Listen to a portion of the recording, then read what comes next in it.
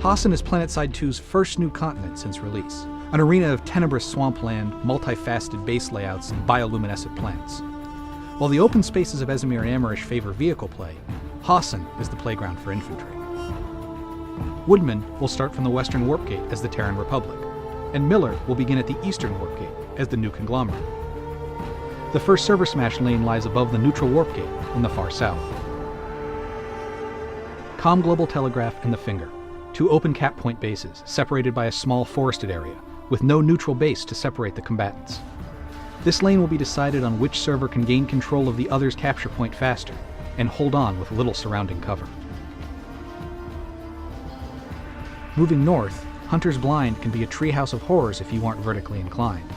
This arboreal base can only be accessed from the ground by way of 3 jump pads. Look for each server to try and gain control of the ground around the pads before making a move in force to the point. Fights here are fierce, and players who don't look above and below are easy pickings for light assaults. One of the largest set pieces in PS2, Gurney Dam confronts both servers with limited paths to the point, and poisonous water that will kill you instantly. The point is a typical powerhouse building with attached crescent, but the bridges to its island are narrow and easily choked, and the water will destroy even vehicles. Look for infantry to secure the point from the air, or for some fancy tightrope driving along the edge of the dam.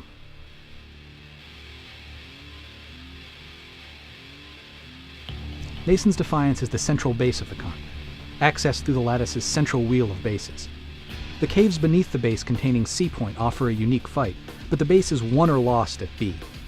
Already an easy layout for attackers to dig in, B Point rewards them even more with a vehicle and infantry terminal, making it practically a mini-enemy base. Nason's Defiance, despite its central location, is actually not the keystone of the middle of the map. This small base to the south of Akan is. The victor at Akan Southern Labs not only gains another access to the Biolab, they also open a lane directly into the heart of the enemy's territory, with no large outposts to oppose them all the way to the warp gate. An open courtyard surrounded by balconies and easy access from the air make the point here deadly difficult to hold.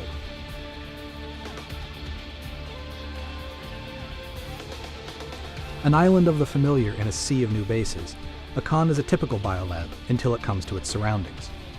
Its connecting bases are tucked behind massive rock formations and narrow canyons that leave attackers on the ground highly susceptible to ambush. Unlike most continents, the biolab does not form a choke point in a larger lane, and attackers will still need to push out of the area to secure their territory. Sometimes referred to as Clegg's Landing after its designer, Hade Skydock is a biolab gone wrong. Only its constituent parts remain sunken into the ooze, with no shield to protect infantry from the outside. Look for light assaults and infiltrators to use the wrecked skeleton of the dome to rain death from above, and crafty vehicle drivers can find creative parking spots inside the roof as well.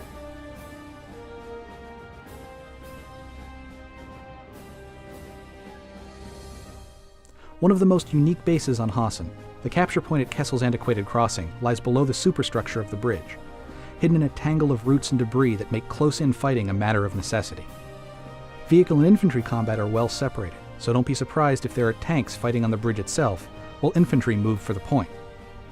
The base has good approaches from each warp gate, and both will have equal lanes to A Point.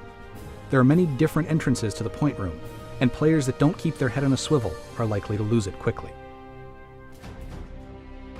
8 starting fights with very different locations and strategies, spread throughout 8 kilometers of jungle. It will be up to the winner of these first battles to try and capitalize on their position and push the enemy back. Many of these bases become much harder to take once the base is owned by the enemy, so waiting to attack them later in the match is a risky gamble to take.